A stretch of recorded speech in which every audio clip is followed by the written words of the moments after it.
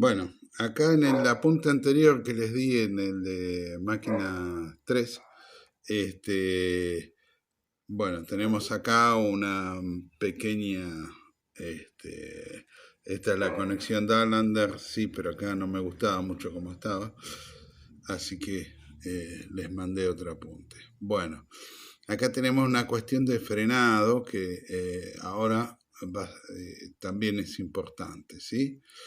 Bien, uno de los frenados puede ser este a contracorriente, ¿sí? Entonces invierto el sentido de giro del motor y entonces empieza a trabajar como freno. Eso se usa mucho en las grúas, ¿no? La carga empieza a bajar y yo el, hago girar el motor en el sentido de que suba la carga, ¿sí? Bueno, eso es una exigencia térmica importante para el motor. Bien, otra forma de frenado es por corriente continua en el devanado estatórico. Eso lo vamos a ver cuando estemos con los variadores, ¿sí? Los variadores tienen básicamente 3 o 4 formas de frenado.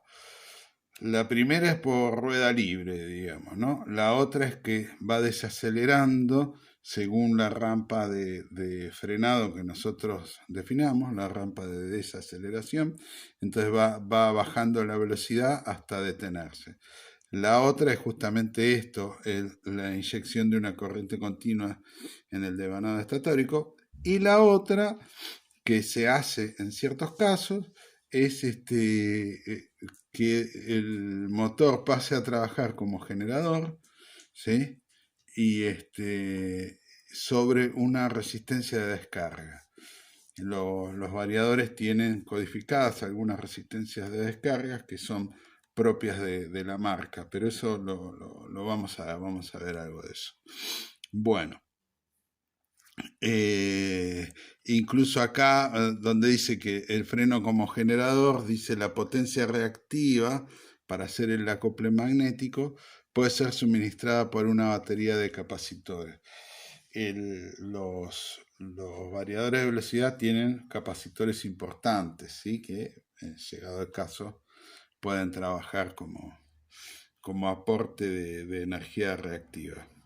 Bueno, acá tenemos los controladores que justamente los de estado sólido son los variadores de velocidad, ¿no? Que puedo, acá, bueno, menciona los monofásicos, pueden ser trifásicos también los variadores de velocidad. Entonces, muchos son una entrada monofásica y me entrega una salida de hasta 220, 230 volts, ¿sí? Y puedo trabajar, bueno, acá dice una frecuencia de 0 a 120. Hay los variadores que son un poco más modernos, esto es medio viejito. Sí, 400 Hz trabajan tranquilos, ¿sí? Sería la frecuencia máxima del variador LS que usamos ahí en el instituto. Igual, si ustedes recuerdan, yo en uno de los apuntes les hice una especie de circuito equivalente del motor. Y uno de los parámetros que tiene son las reactancias, la reactancia del devanado estatórico y la del devanado rotórico. Y esas reactancias, su valor depende de la frecuencia. Si la frecuencia es muy alta, las reactancias se vuelven muy grandes. Entonces ahí vamos a tener un problema de parámetros en el motor que va a hacer que no entregue la misma cupla que si estoy trabajando cercano a la frecuencia nominal de trabajo, ¿sí? Bien. Acá tenemos una serie de ejemplos, ¿no? Bueno, obviamente la onda de salida del variador es una especie de onda cuadrada, una PWM, ¿no? Entonces, que va modulando la frecuencia según la parte de la onda que esté trabajando, ¿no? Acá donde la pendiente es menor, entonces el ancho de pulso es más grande que acá en los extremos. Bien, acá tenemos distintos valores de frecuencia con los que trabaja el motor, ¿no? ¿Está bien? Esto es aproximadamente, sí, esta es el doble de esta, ¿no? Entonces ahí la frecuencia es directamente proporcional a la velocidad, entonces acá estoy yendo al doble que acá, ¿sí? Bueno, ¿qué más? Fíjense, si yo bajo la velocidad de marcha, la onda cuadrada, tiende a parecerse más a una continua, ¿sí? Una continua, con lo cual la disipación de energía es importante.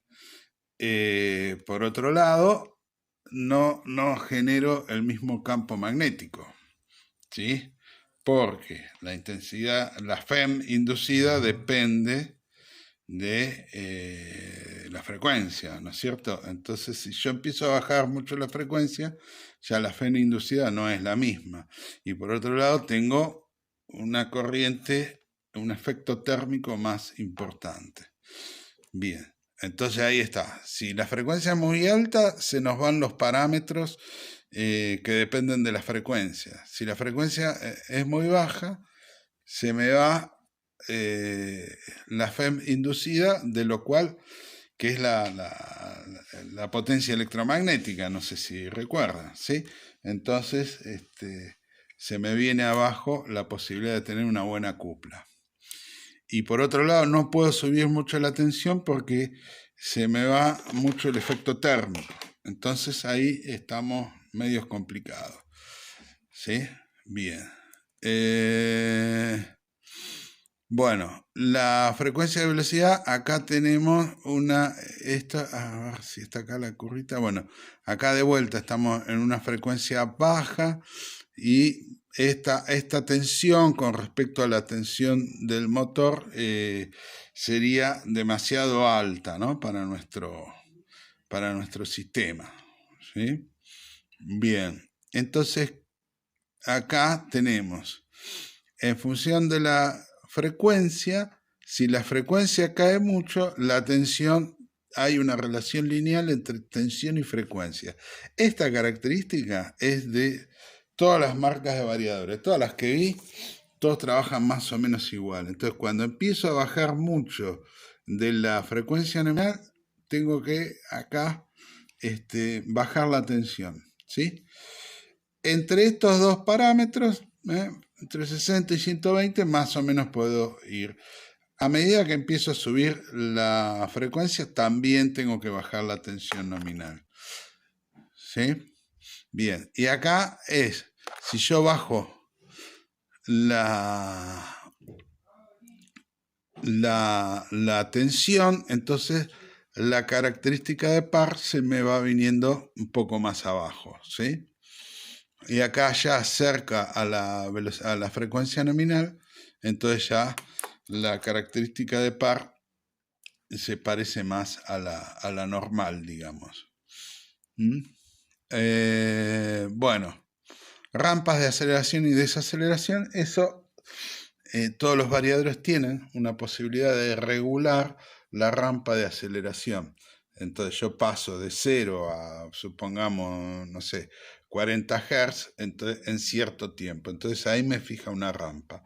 Y todas las modificaciones de frecuencia que yo haga van a respetar esa rampa. Entonces puede ser, si yo necesito que la aceleración sea lenta, puedo hacer una rampa con menos pendiente. Si necesito que sea más rápida, aumento la pendiente, o sea, bajo el tiempo de aceleración.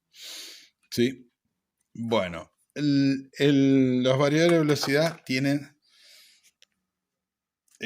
muchos tipos de protección. Una de las protecciones importantes es la sobrecorriente, pero también la falta de fase, el corto entre dos fases, ¿sí?